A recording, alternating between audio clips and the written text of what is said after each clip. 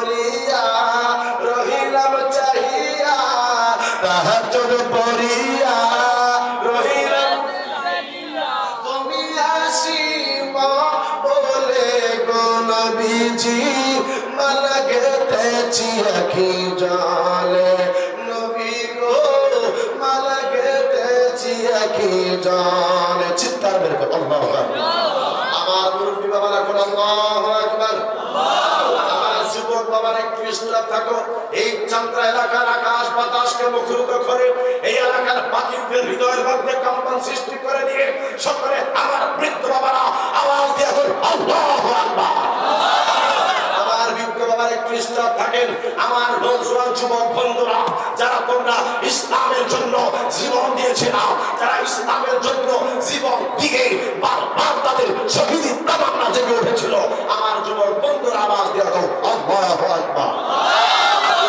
ইনশাআল্লাহ আমার যুবক বাবাদের আওয়াজ আরো বেশি এবার আমার বৃদ্ধ বাবারা আমার যুবক বাবারা আমার কিশোর বাবারা আমার কচি কাঁচা বাচ্চারা সকলে আওয়াজ দিয়ে দাও ইয়া রাসূলুল্লাহ আমাদের আওয়াজ দিয়ে দাও ইয়া হাবিবাল্লাহ ইয়া রাসূলুল্লাহর আওয়াজ দিতে ভালো লাগে না খারাপ লাগে সাহাবীরা কি তুমি বলতো ইয়া রাসূলুল্লাহ কথায় কথায় বলতো ইয়া রাসূলুল্লাহ আর আমাদের দেশের মুরব্বিরা কয় ইয়া রাসূলুল্লাহ বলা যাবে না তারা কয় ইয়া নবী সাল্লাল্লাহু আলাইহি বলা যাবে না তারা কয় নবীজিকে এত তাজিম করার দরকার নেই নবীজির উপরে দরুদ পড়ার দরকার নেই নবীজিকে তোমরা এত ভালোবাসার কি দরকার আমরা বলি হায় হায় যেই দিন ওই কবরে কেউ থাকবে না ওই হাসরের ময়দানে তোমাকে আমাকে তোমার জন্য কেউ থাকবে না ওই দিন থাকবে নবী রাহমাতুল লিল আলামিন ইয়া রাসূলুল্লাহ সকলে একটু আওয়াজ দিয়ে বলতে হবে তাহাজ্জুদ পড়িয়া রহিলাম চাহিয়া তাহাজ্জুদ পড়িয়া তুমি আসিবা বলে নবীজি মালা গেথেছি আখি জলে নবী গো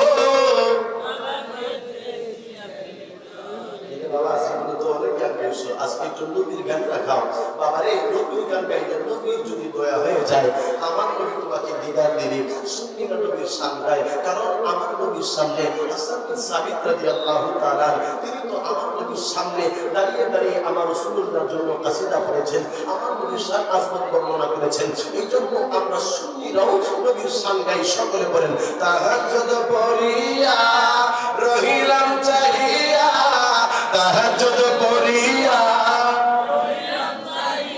তুমি আসিবা বলে গো নবীজি মালা গেথেছি আখি জলে নবী গো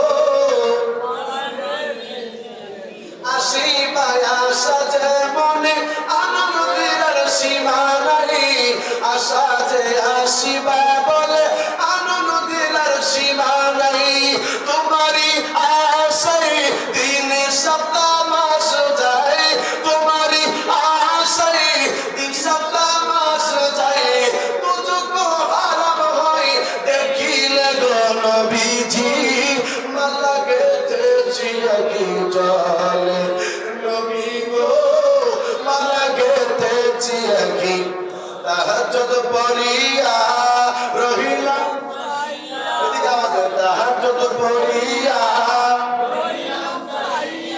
তাহাজ্জুদ পড়িয়া তুমি আসিবা বলে গো নবীজি মালা গেথেছি আখি জলে নবী গো মালা গেথেছি আখি বিসমিল্লাহির রহমানির রহিম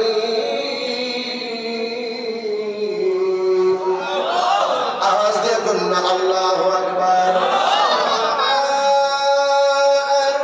আরসালনাকা ইল্লা রাহমাতাল লিল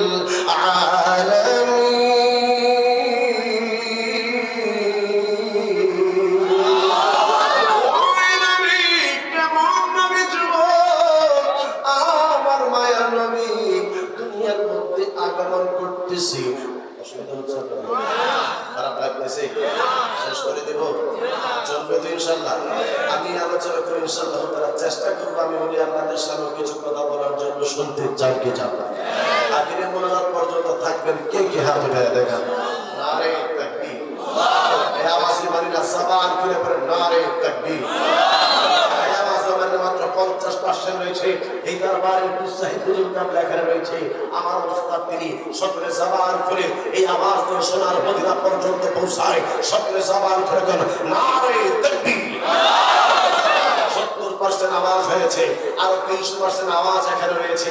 এই দিকের বাবারা যারা আছেন সকলে ঈমানের চেতনা নিয়ে একটা তাকবীর দেন, নারে তাকবীর। আরেকটা আওয়াজ দেখো, নারে তাকবীর। তারা দাঁড়িয়ে রয়েছেন, আমার যুবক বন্ধুরা যারা দাঁড়িয়ে রয়েছ সকলে জবান খুলে পড়ো, নারে রিসালাত।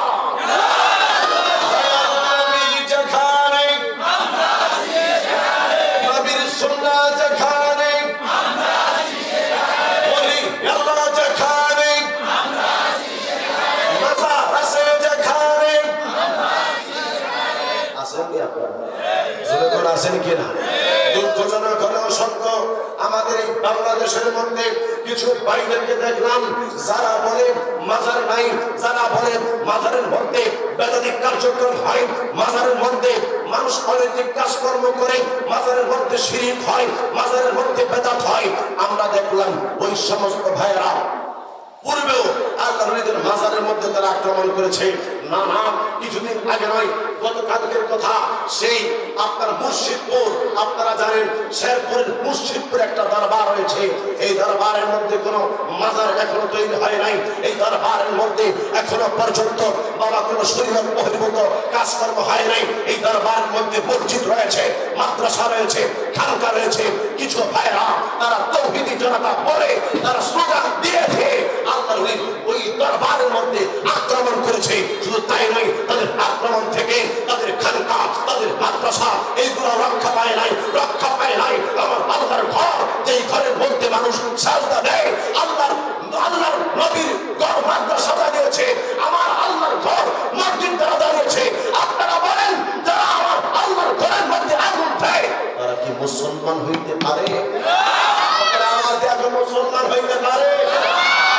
বলেছে আল মুসলিমু মান সালিমা আল মুসলিমুনা বিল লিসানি ওয়া ইয়াদিহি। আল্লাহর নবী ইরশাদ করেছেন, যেই মানুষটার কাছে তার সিফা থেকে, তার হাত থেকে অপর মুসলমান নিরাপদ নয়, সেই ব্যক্তি মুসলমান হতে পারে না। আমার যুবক ভাইরা, আমার চাঁদের ভাইরা, আমার চাঁদপুরের ভাইরা, এই সমস্ত লোকেরা আল্লাহর ওলিদের দরবারের মধ্যে আক্রমণ করতেছে।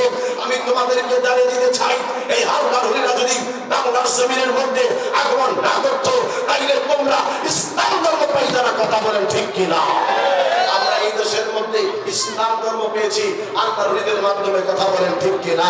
এই জন্য আল্লাহর ওলিদেরকে ভাইরাস করে ইসলাম ধর্ম বাংলাদেশের মধ্যে কল্পনা করা যায় না। হকানি ওলি আল্লাহর পক্ষে আমরা ছিলাম, আছি, থাকবো। বন্ডদের সাথে সুন্নিরা ছিল না। মনে রাখবেন, সুন্নিরা বন্ড নয়, বন্ডরা সুন্নি নয়। কথা বলেন ঠিক কিনা? অসুবিধা হচ্ছে? বাবারা, ওয়াজ আর ওয়াজ দুটির দরকার আসেনি। ইমানি চেতনাকে মজবুত করতে হবে। সালমান ফার্সি খবর পাইছে সিরিয়ার মধ্যে একটা দল যাচ্ছে। তিনি আস্তে করে চুপি করে তিনি চলে গেছে সিরিয়ার মধ্যে। সেখানে যাইয়া এলাকার সবচেয়ে বড় যিনি পাদ্রী ছিলেন, যিনি তাদের ধর্মের গুরু ছিলেন, ওনার কাছে যাইয়া বলতেছে, আচ্ছা আপনার কাছে আমি অনেকদিন পর্যন্ত থাকতেছি, আপনি আমাকে আপনাদের তরিকত সম্পর্কে, আপনাদের ধর্ম সম্পর্কে আমারে কিছু জানান। মারহাবা, আমাদের মারহাবা। অনেকদিন পর্যন্ত তার কাছে খ্যাতমত করলো। খ্যাতমত করার পরে তিনি বলতেছে, আচ্ছা একটা কাজ করেন তো, আপনি এই জায়গার মধ্যে আমাকে আপনার খ্যাতমতের মধ্যে রেখেছেন, আচ্ছা আপনি মারা গেলে আমি কোথায় যাব? তো তিনি কিছু বলতেছে না, তিনি খ্যাতমত করতে করতেছে। ওই লোকটা, ওই আলেমটা, খ্রিস্ট ধর্মের আলেমটা মানুষকে সৎকার করার জন্য, দান করার জন্য মানুষকে সৎ পথে কাজ করার জন্য আহ্বান জানাইতো, কিন্তু লোকটা নিজেই সৎ পথে থাকতো না। মানুষ যে সৎকার করতো, ওই সৎকার টাকা সে নিজেই এগুলো আত্মসাৎ করতো। সে 3টা মন্ত্রী বসছে বাবা এই সম্পদ দিয়া, মারা গেছে পরে। এই লোকটা সালমান ফার্সি এলাকার মানুষকে বলতেছে, তোমরা যে লোকটারে এত বিশ্বাস করতা, মানতা, তোমরা যার কথা শুনলাম তোমরা তার খেয়াল করছো, এই লোকটা নিজেই এই সঠিক ধর্মের মধ্যে সে ছিল না, সে তার কথার উপর ছিল না। সে দেখো 3টা মন্ত্রী বন্দি তার সম্পদ রয়েছে, এলাকার মানুষ দেখে হতভম্ব হয়ে গেছে। কয় কি সর্বনাশ, এই লোকটা মিলিটারিদের নাগক পথের মধ্যে ছিল। মানুষ তার সুরের মধ্যে জুলাইয়া তার ইচ্ছা মতো প্রস্তাব করেছে। আমার বাবারা তার ইসলাম বিশুদ্ধ আরেকজনকে বানাইছে। নবী রহমান আলামিন আসতেছে, এই দিক দিয়ে সালমান ফার্সির খেলা। ও বাবা, তিনাকে ওই জায়গার মধ্যে আরেকজন মানুষ আলেম হয়েছে, তার কাছে তিনি খেদমত করতেছেন। তিনি বলতেছেন সালমান ফার্সি ওই আলেমকে বলতেছেন,